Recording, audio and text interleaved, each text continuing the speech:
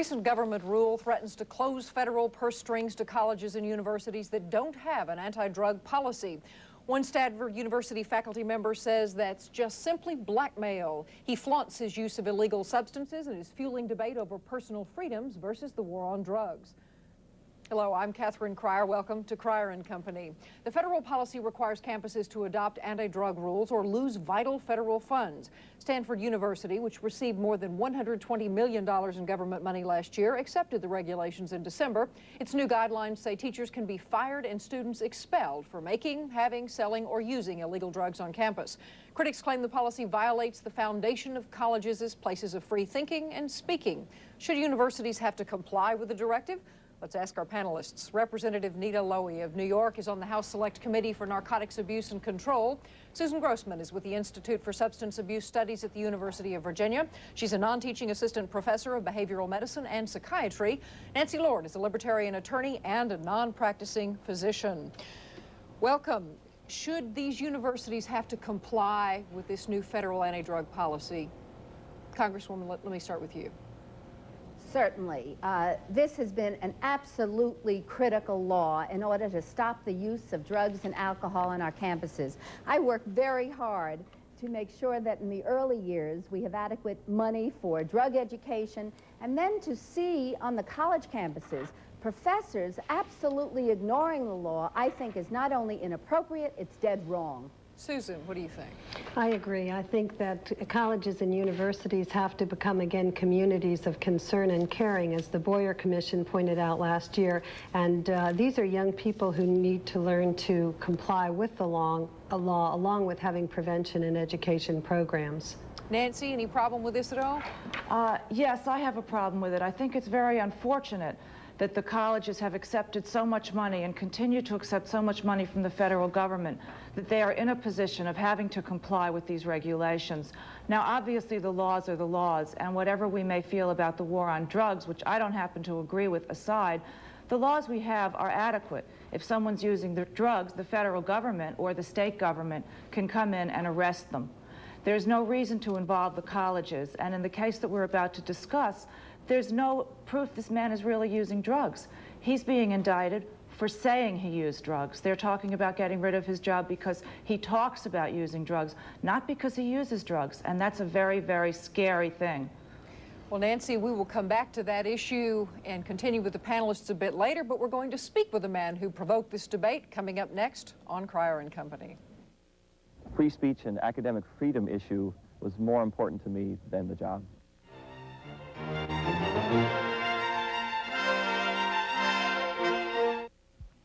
In the course of a lifetime, you'll buy 975 pairs of shoes, 14 television sets, 82,400 quarts of milk, and 23,725 apples. But you'll only buy one Tarkett Lifetime floor. That's why we call it Lifetime. For the name of your Tarkett Lifetime flooring dealer, call 1-800-4-TARKETT. Remember your 4 food groups. Recent years has seen a remarkable improvement in the nutritional health of America, thanks in part to the 4 food groups. Introducing Basic 4, that delicious new cereal that with milk gives you the basic goodness from the 4 food groups, like you never tasted them before. New Basic 4 cereal. We have seen the future. And it tastes great.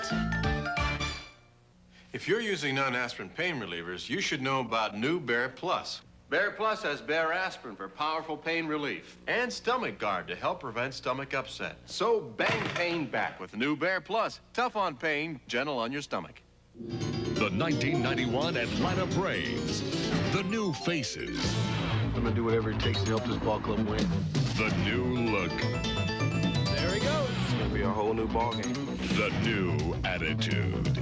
We're going to hustle, we're going to kick some butt, we're going to just give it 100%. It's going to be close. I don't believe it. All you got to do is just believe. The 1991 Atlanta Braves on TBS. Now playing on a television near you. Check local listings.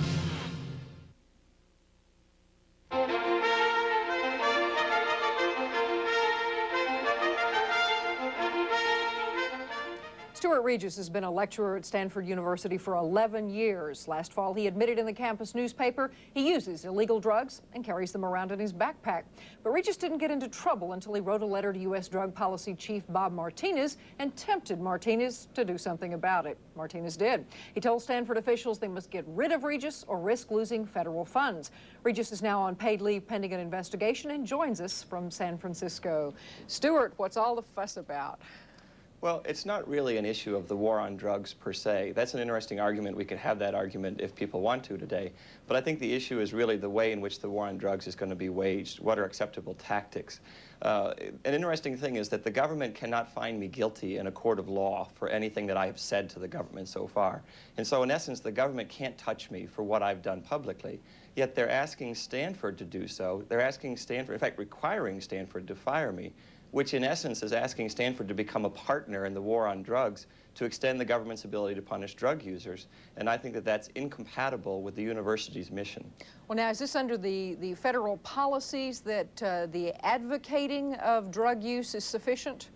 It's an interesting issue because actually it's not. If you read the Drug-Free Schools and Communities Act carefully, you'll find that what I've done in terms of talking to students about drugs is not covered by that act.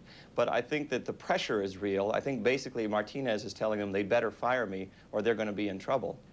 So why don't you explain for us why this is so important to you such that you're willing to lose your job? Well, I've been concerned about growing federal power for a long time, and particularly in the war on drugs. It seems that the government feels that the ends justify the means in all cases, and I just don't agree with that. Stanford had a very good alcohol and drug policy before. We treated students as responsible adults until they proved that they were not such responsible adults. We respected privacy, and I think that's the right attitude for a university to take. I very much resented the fact that the government forced a policy on Stanford. People in government who know nothing about what we're trying to accomplish in Stanford, that know nothing about how our educational system works, are forcing us to adopt a policy to join them in this war on drugs. Well, what is it about the policy that upsets you, specifically? I don't believe the federal government should be dictating policies for local communities like Stanford University. I think they particularly shouldn't be trying to pursue their anti-drug propaganda war by saying that dissension is not allowed. I mean, I think basically what I'm being persecuted here for is the fact that the government has this belief that drugs are evil. It's trying to convince students that drugs are evil, and that's the whole story. I think there's more to the story than that. Basically, they're asking that I be fired because I'm daring to disagree with them. Well, now, what about the notion of public funding, that in fact Stanford does receive a great deal of money from the government, some 30%, and therefore should comply with these federal policies? Well, I agree with what was said earlier, that basically this is a great argument for why there shouldn't be such massive federal funding to universities, because then they hold us blackmail in situations like this. I found Governor Wilder's comments a few weeks ago rather frightening. He was saying that perhaps it's time to have mandatory drug testing of incoming freshmen. And I can kind of see the Drug-Free Schools and Communities Act Part 2, where they say that in order to get federal funding, you have to have this mandatory testing. And I just don't think the government should have this ability to blackmail us this way. Well, do you see the university as sort of a bastion of freedom for students, as opposed to, say, a poor black kid in the ghetto that has to comply with these particular laws? Are somehow university students exempt? No, I've never actually argued that. But what I'm saying is that I think that there should be, in essence, a separation of government and university. Stanford, in general, has decided that they would not enter into the enforcement issue. There is a Stanford police, and they often arrest people for violations, and I think that's an appropriate thing to have happen. But I don't believe the university should participate in that enforcement. I think it's incompatible with what they're trying to accomplish. Now, you've challenged various laws before. Do you see this as a much bigger issue beyond, again, the war on drugs? Yes, actually I do. I believe that we have lost sight of a lot of the ideals that founded this country, a lot of what we thought we were about early on. I think we've lost sight of that, and I think that's a problem. Well, let me ask you about the category of political correctness. We're hearing more and more that on universities, students are encouraged to think certain ways about things. Is this a concern for you? Not relative to this particular issue. That's a whole other discussion we could have, but I don't think it really enters into this. I think it's actually somewhat orthogonal to the question of political correctness, because I think that that community, the community of people who kind of advocate the politically correct opinions, they're rather split on this issue. So whether or not drug use should be permitted, or at least the discussion, doesn't seem to fall into that category. That's what I believe, yes. All right, let me ask you this one final question. Are you concerned, or do you believe you'll be fired as a result of this? I think there's a lot of pressure. I think that if I am not fired, then in essence I will have succeeded in making fools of them, as I said. And I don't know that Martinez can afford that. So I think there's tremendous pressure on Stanford to do this. If I'm not fired, I think it will be the first example of where the government has been stopped in this escalating war on drugs. And I don't know that they're prepared for that. So I think there's tremendous pressure on Stanford, but at the same time, there seems to be a fairly large, at least minority of rational people who say this shouldn't be happening. So I don't really know. I think there's a lot of pressure. I can't guess it at this point. Well, Stuart Reges will continue to follow your case. Thank you for joining us this morning. Thanks for having me. And we will continue with our panelists right after this.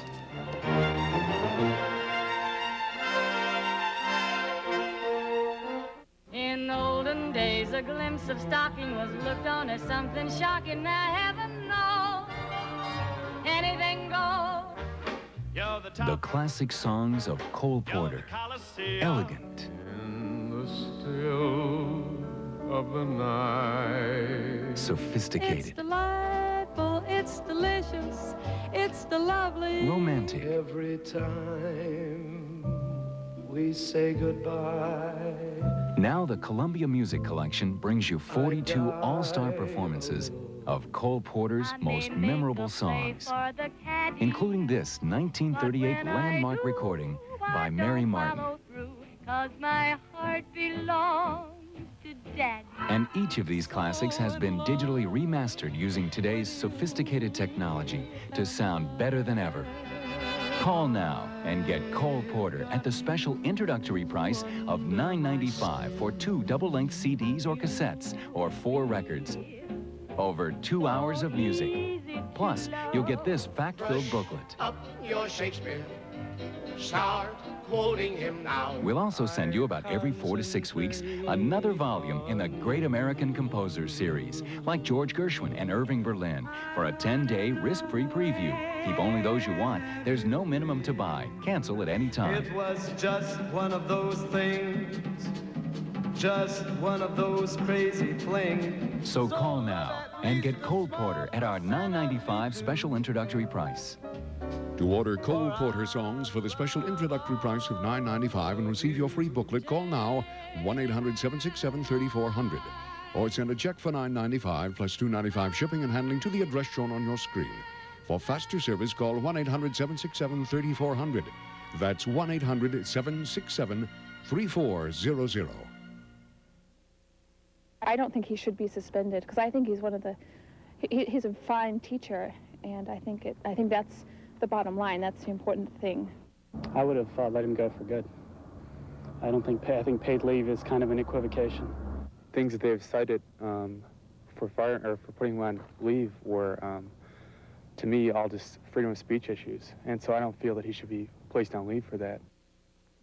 Returning to our panelists now, Nancy Lord, Susan Grossman, and Congresswoman Nita Lowey. Nancy, is this a freedom of speech issue? Absolutely. They have not caught this man with drugs. They've not caught him using it. They have not caught him possessing it. He is being punished for what he said. This is an example to the growing drug exception to the Bill of Rights. And our founding fathers didn't put that in the Bill of Rights. The Bill of Rights is absolute.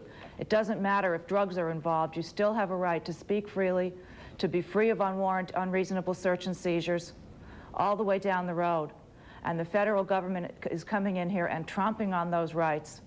If anything, the fact that the school is getting funding should give him greater rights under the Constitution than he would have if Stanford was a private institution. If Stanford was really private, they could do what they wanted.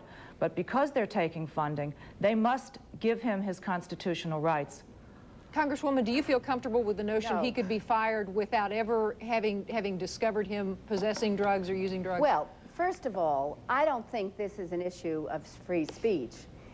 it clearly is an issue, as far as I'm concerned, in obeying a law that's in place. Now, if Stanford decides not to take federal funds, then it will be their problem. Certainly, the professor has a right to advocate for his position. He has a right to talk about the legalization of drugs. But I feel he doesn't have the right to persuade students to use drugs, which is in direct violation of the drug policy of Stanford University. And this is separate from my own beliefs. I mean, I feel strongly that drug use should be prohibited. But it is not an issue of free speech, and I think that's where we differ. How do you make that distinction? How is this any different than advocating a religious belief or a philosophical belief, as long as he is not technically violating the law by utilizing or distributing drugs? Well, from the information I've gathered, I understand that he has gone out of his way to persuade individual students to use MDA and other drugs. And this is not just free speech. If he is speaking out and he has a right to write to the Secretary of Education, the Secretary Martinez, to make it clear to the committee members that we should change the policy, that's different. But as long as there is a drug policy in place, he's disobeying the law, he's violating the law. Yeah, I think it also is very important for us to understand what the laws are right now for institutions of higher education. The Drug-Free Schools and Community Act amendments of 1989 required institutions of higher education to have stringent anti-drug certification and their standards of conduct that prohibit use and distribution of illicit drugs. The requirements are such that in October of 1990, all universities and colleges that received federal funds had to certify that they were in compliance. But this was in no way dictating or implying that there was no freedom of speech or dissension. Certainly at the University of Virginia, we have opinions that range on all kinds of topics, and it's, as most colleges and universities, it's prohibiting use and distribution, and those are separate issues, and I think we can't, we need to understand what these the Public Law 101-226 is, that's now in effect. However, having been part of the committee that passed the law, I think you still have to consider persuasion, encouraging students to use drugs, separate from speaking out and changing the law. You should investigate him. If there's grounds for an investigation, I think there is. I think the government does have the right to start investigating this man and to try to catch him. And under the current laws, which I don't happen to agree with, but given the laws the way they are, if you find him actually using drugs or giving drugs to a student, then he should have a trial, a full trial with his, constitutional rights in place. First of but all, you don't have a right to punish him for talking, and that's what's being done here. What if he were teaching communism? First of all, certainly under the Brandenburg decision, it makes it very clear that advocating, talking about differences of opinion are perfectly legal. It's the imminent threat, and as I understand it in this case, the professor was going out of his way to urge students to use drugs, making it clear to his students that drug use was fine and it's a part of life, and I think that's against the law. You're talking about a clear and present danger. Exactly. There is not a clear and present danger. Clear and present danger is if people were in the middle of lynching someone and someone said, hang him. That would be a clear and present danger. This is just simply sharing his opinions, which you and the federal government don't happen to agree with his students. This is clear and present danger in encouraging his students to use drugs. That's the law. He can advocate to change the law, but he clearly is acting in violation of the law. Certainly also, I think it's very important to understand that universities and colleges are in a position to educate and develop young people who are going through times in their life where they're just making important decisions, but that the university has an obligation to try to protect its students and at least give them information and education about the health risks associated with illicit drug use. And that part, most universities also have to say that they are in compliance with this. And so it behooves the university, if they are accepting federal funds, there are certain certification requirements, and they are also an area where they are going to be developing students to become law-abiding citizens, to teach them to change laws, yes. But I think that you're walking a fine line when you're advocating teaching students to openly disobey a law. Susan, let me ask you, does this make any difference if this is occurring on a university campus? I understand obviously this is an attempt to affect students on a campus, but when you're talking about the legality of the act, if you stand on a street corner in the middle of a city and proclaim legalization of drugs in some fashion, how is that any different? Okay, well, I think proclaiming is very different than use here, and I think we have to talk about the differences. Universities are bound to have their students behave regardless of where those students live. We are all subject to the laws of our community, our state, federal, local laws. But Susan, let me interrupt and ask you this. There are already laws on the book that prohibit use of any of these drugs, so why this next step? Well, I think the next step has come about because of the certainly a changing social climate in which universities were looked at havens. I'm not sure that that was legitimate, but the Carnegie report last summer polled university presidents throughout the country and found that substance abuse, drug and alcohol abuse were one of the top social problems in the university, causing destruction, causing a lot of negative consequences, date rape, harassment, sexual racism, hazing. There are a lot of issues where it's been felt that university communities have to make sure that they are in compliance with these other laws. And the new Public Law 101-226 states that they must certify that they are in compliance and that all students and employees are made aware of the laws, the applicability of the local and state statutes, and of the health risks implicit in alcohol and drug abuse. I think there's a big difference between the university not protecting people who are breaking the law and the university acting as an agent of the federal government in firing a man who has not had a trial, who has not even had a hearing, who there's absolutely not a scintilla of evidence that he's breaking the law other than his own speech. And as far as prevention, the university has a responsibility whether or not drugs are illegal. In fact, even if drugs were legal, they should continue to use prevention, and that's not inconsistent with letting this man speak. The answer to speech is more speech and correct speech, and that's what the university should be doing instead of chilling it, firing him, and not discussing it further. I think it's important to note that under the law, there are a range of responses and sanctions that are certainly possible. And the university has the responsibility, certainly, to give this person, the professor, all the rights that he is entitled to. And the law does not deny him his rights. It's just that if it is found that he is guilty of violating the law, and certainly the evidence leads in that direction, then the university should take appropriate action. And there are ranges. It can go all the way from termination to an appropriate sanction. I think we're all in agreement that prevention and education are very important and tantamount in most of the university and colleges' education and prevention programs, and that, thank goodness, has become a new thrust in this country.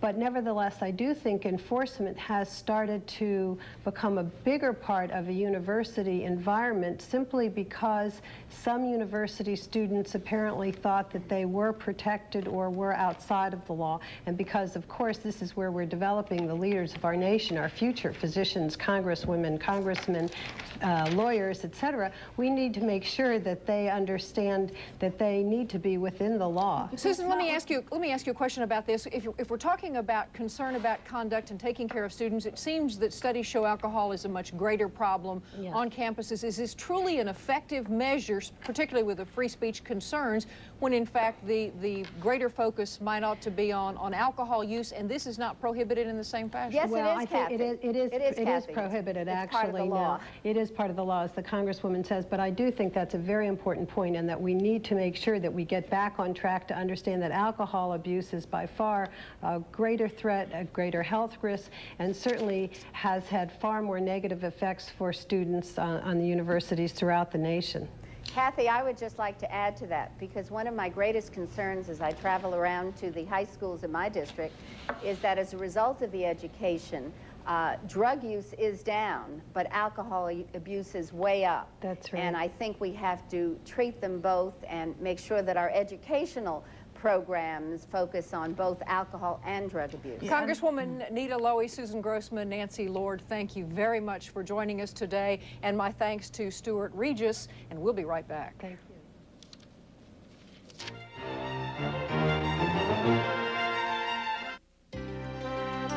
If you're addicted to cigarettes or gambling, do you have a disease or just a habit that's hard to break? A big controversy we'll talk about today on Sonia Live, 1 p.m. Eastern, 10 a.m. Pacific, only on CNN.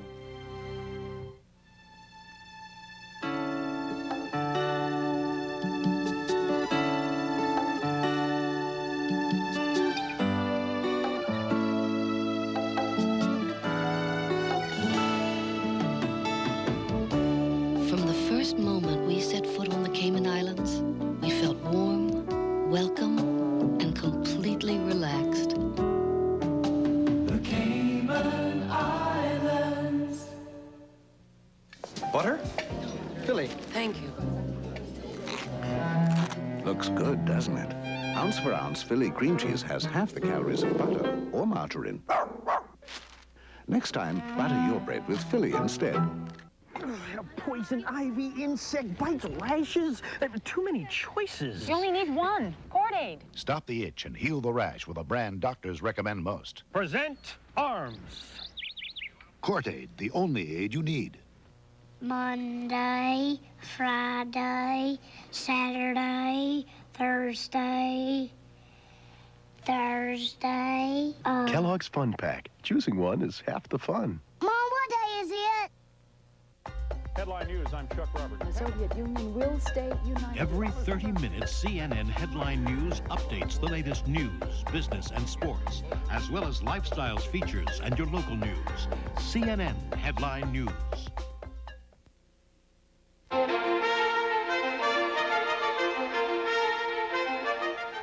If you'd like to write to us here at Crier Company, send your letters to P.O. Box 740166, Atlanta, Georgia, 30374-0166, or you can fax us at area code 404-681-3578. Tomorrow, we'll focus on the Middle East. Who will be the new power brokers in the region? What will it take to free the hostages? I'm Catherine Crier. Thanks for joining us.